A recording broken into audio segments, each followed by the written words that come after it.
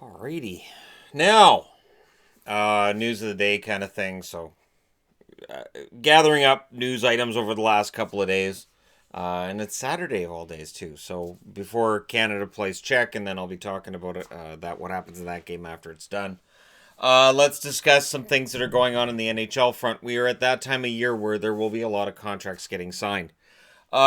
Kulak will continue to be a member of the Montreal Canadiens for the next 3 years. I believe it's $1.18 million per year over those 3 years. So he will continue to be a part of that team. And Laurent Brossoit is staying in Winnipeg.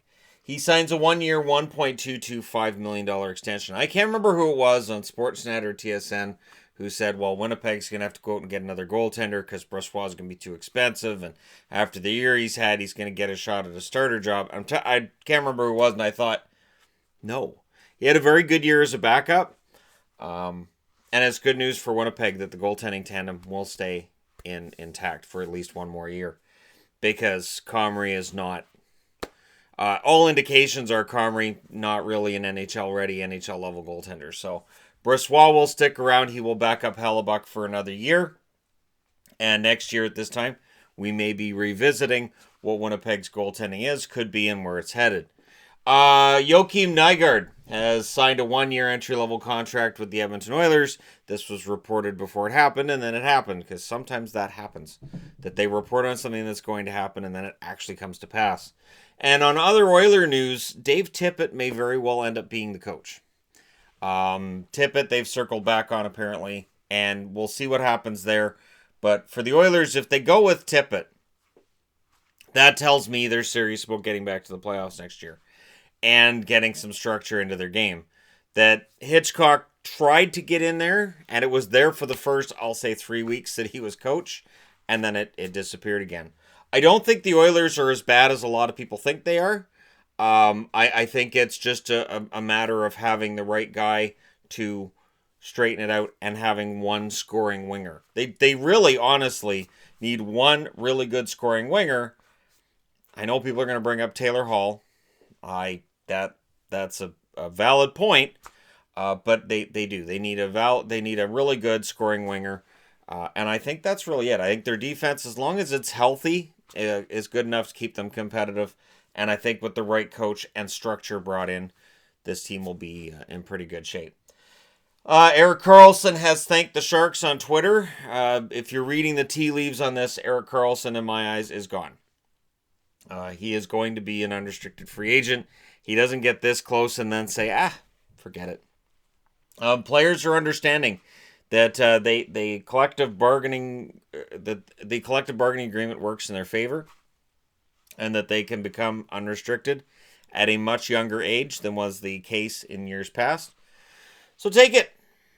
Nothing wrong with taking it. And I honestly think that it's a good thing for the players. I think it encourages further parity. There's that word everybody hates. Unless your team is positively affected by it, in which case you're like, hey, parity's great. But for Karlsson, we'll see what he takes. We'll see where he ends up. I know there's a lot of speculation. I thought about doing a video yesterday on Karlsson and potential destinations, but almost any team's going to give him a call. He's going to be a very, very sought-after free agent. The one thing with Karlsson, he's not sure if the groin injury he's been dealing with is going to end up requiring surgery, but he's said it won't be a long-term thing. It's not a big deal. It's not going to be a long-term thing. Yeah. But again, with Karlsson, it feels like we could see him play 65, 70 games maximum from here on. That's the feeling I get with him. We'll see if I'm wrong. We'll revisit that in a year as well. The NWHL. So if you don't like women's hockey, just cover your ears. Talk to somebody else about something else for a brief period. The NWHL has agreed with the players to increase their partnership with the players. So this should increase salaries, and it's from what I was reading, it's similar, obviously on a much smaller scale, to what the NHL has with the NHLPA. Any situation that encourages the league to work harder to get more money from the players because it will make more money for the league, and any situation that allows the players to feel like they have direct control over how much money they make, is a good thing. And we have that in the NHL. And I know people are going to say, well, there's no demand. Right. And that's fine. And if there's no demand, there's no pay, then there's, anyways. But we'll see how this turns out. And they've got their 5-team league. But I don't think this affects that holdout that the players are having. The whole 200 women saying, yeah, we're not playing this year. I don't think that affects it. I haven't seen anything saying that fixes it for them. Now, all right, now you can stop covering your ears. Crap, if they covered their ears, they're not going to hear me. Anyways, Boston and St. Louis is 2 days away. And I have to say this, the video preview for the final has done very well, continues to do very well. That's why I made sure I got that up the day after that was set. Anybody who thinks this series is going to be easy one way or the other is likely fooling themselves. And I'm telling you right now, St. Louis has had quite the run. Boston's had quite the run. I think these teams and the amount of rest that they're both getting. So I know there's Boston fans that are nervous about the amount of rest Boston's getting. Hey, St. Louis is going to come in on 6 days rest too. So both teams are going to be fighting a little bit of rust at the start of it. It reminds me of the Super Bowl. The amount of time we're seeing in between games, I'm like, is this Super Bowl? Or because they're not doing any kind of Super Bowl preparations. And of course, at a scrimmage, Brad Marchand jammed his finger. I don't know which one, because Bruce Cassidy was talking about it and then realized what he was going to say. So he said he jammed his whatever, but he's fine. So that was kind of weird. So we're 2 days away from the start of that Stanley Cup Final, and I'm honestly excited about it. And I hate to break this to people. I know there are people who are like, man, I can't wait to see Shannon heartbroken when Boston loses. I'm very, very, very, very proud that the Boston Bruins are in the Stanley Cup Final. I intend to get as much gear as possible of them being Eastern Conference champions. If they win the Stanley Cup, great. Then I get all the Stanley Cup merch too. But at this point, I'm just so proud that they're at this point, and it just... Knowing there's 30 other teams that didn't get to the Stanley Cup Final, it illustrates just how hard it is to get here, and I'm very proud of them. I don't really, if St. Louis wins, great. That's their first ever Stanley Cup. That would honestly be a lot of fun to cover. So, yeah, there isn't going to be a lot of heartbreak here. Now, on the LA side, the reason we're in Kings gear, Sean Durzi had quite the Memorial Cup for Guelph. Of course, Guelph is out. Nick Suzuki had a decent run with them too. Durzi, of course, was traded. He was actually traded in the Ontario Hockey League and traded in the NHL as well. His rights went to LA as part of the Jake Muzzin deal. Right-handed shooting defenseman. Looks to have a lot of offensive gifts. And he's LA property.